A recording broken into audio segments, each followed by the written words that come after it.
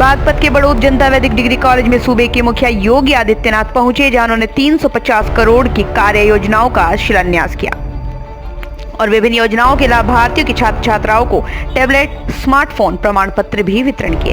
इस दौरान सीएम योगी आदित्यनाथ ने चीनी मिल के विस्तारीकरण, बहन बेटियों के जीवन से खिलवाड़, प्रदेश में बढ़ रहे माफियाओं के खात्मे को लेकर कहा, बेटियों की सुरक्षा के साथ किसी चक्के को खिलवाड़ करने की छूट नहीं दी जाएगी। जो खिलवाड़ करेगा उसे उसकी कीमत चुकानी पड़ेगी।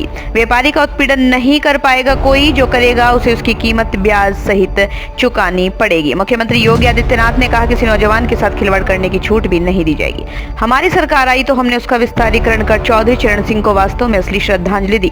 बागपत में देखा कि यहाँ क्या शानदार गन्ना पैदा होता है और ये किसानों की मेहनत को दर्शाता है। याद रखना, जब हम 2017 में आए थे तो 2010 से गन्ने का भुगतान नहीं हुआ था। कोरोना काल में अन्य जगहों की चीनी मिल बंद हो गई। मैं सभी को आश्वस्त करता हूँ कि बकाया गन्ने का हर हाल में भुगतान होगा। उनकी सारी चीनी जब्त करके चीनी मिल बेचकर किसानों का गन्ना भुगतान हर हाल में करेंगे। मुख्यमंत्री योगी आदित्यनाथ ने कहा, चीनी मिल के विस्तारीकरण की कार्य योजना अभी तैयार हो चुकी है। आने वाले दिनों में बागपत में जमीन के दाम आसमान छूते हुए दिखाई देंगे। लोगों को उनके घरों पर ही रोजगार देंगे। सरकार ने निर्णय लिया कि पहले सड़क बनाएंगे, क्योंकि इसी से विकास की धुरी टिकी हुई है। मुख्यमंत्री ने कहा, बागपत का नौजवान ऊर्जावान है। हमने बेटियों को स्मार्टफोन, टैबलेट दिए हैं। प्रतियोगी परीक्षाओं की तैयारी के लिए सब सहायक भूमिका निभाएंगे। हमारे नौजवानों को कोचिंग के लिए कहीं भटकना नहीं पड़ेगा। ऑनलाइन एजुकेशन के माध्यम से सभी सुविधाएं टैबलेट, स्मार्टफोन के माध्यम से दी जा रही हैं। उन्होंने बड़ौद जनता वैदिक डिग्री कॉलेज को विश्वविद्यालय जल्द बनाए जाने की भी घोषणा की। हॉस्पिटल से जुड़ी हुई है, पर्यटन से जुड़ी हुई है। पूरा महादेव के लिए भी हम लोगों ने बहुत बड़ी कार्य योजना बनाई हुई है, बहुत बड़ी कार्य योजना बनाई हुई है। मुझे वहां से जमीन पे दर्शन करने का अवसर नहीं मिला, लेकिन मैं गत वर्ष भी और इस वर्ष भी पुष्प वर्षा के लिए कांवड़ यात्रा के दौरान जरूर आया था। मैं कांवड़ यात्रा का निरीक्षण इसलिए भी करता हूं, पहले कांवड़ यात्रा में पिछली सरकारें रोक लगाती थी। हमने कहा भी कांवड़ यात्रा रुकेगी नहीं, कांवड़ यात्रा को तो हम चलने देंगे। पता नहीं भगवान शंकर किस रूप में कहां पे मिलते हैं। और इसीलिए भाइयों बहनों, इस पूरी यात्रा को हम पूरे उत्साह के साथ आगे बढ़ाते हैं। भारत तो भगवत उत्सव का देश है।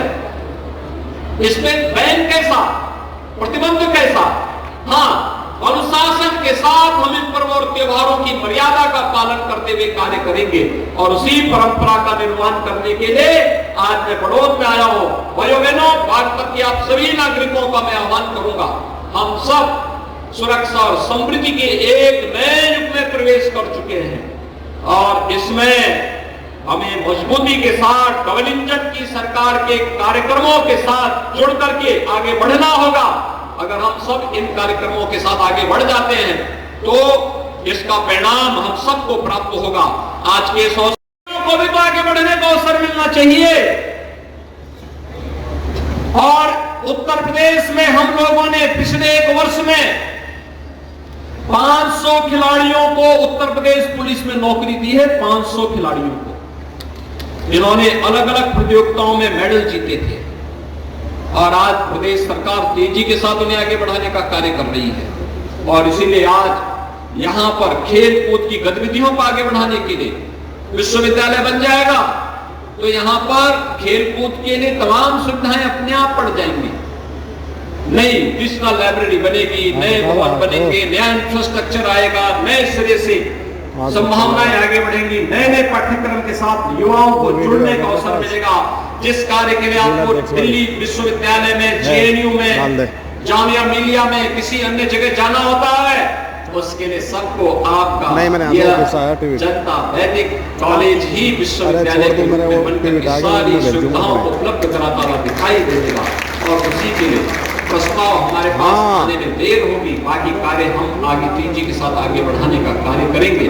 भाइयों, आपको पहले साल में उपलब्ध होगा, कोई नया करना ही नहीं है। सब कुछ औपचारिकताएं आपके पूर्वजों ने पहले से करके रखी हुई है।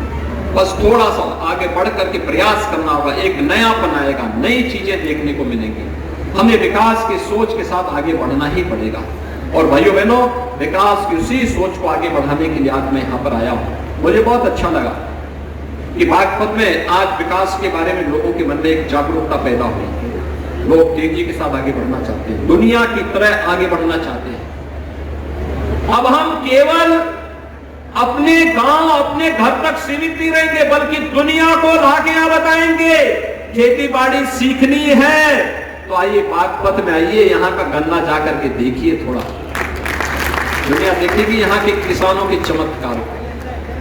यहाँ का किसान, अन्नदाता किसान भी तो सम्मानित होना चाहिए, उसके पुरुषार्थ और उसके परिश्रम को भी तो सम्मान मिलना चाहिए, यहाँ की कारीगरी को भी तो सम्मान मिलना चाहिए, यहाँ के शूटर को भी तो वैश्विक मान्यता मिलनी चाहिए, यहाँ के अन्य खेलों की विभिन्न प्रतिस्पर्धाओं में आगे आने वाले युवाओं के लिए भी।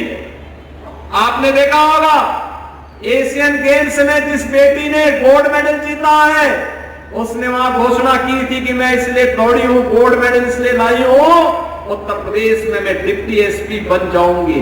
और हमने कहा चिंता मत करो बेटी, जब हम लोग हैं तो डिप्टी एसपी जरूर बन जाएगी।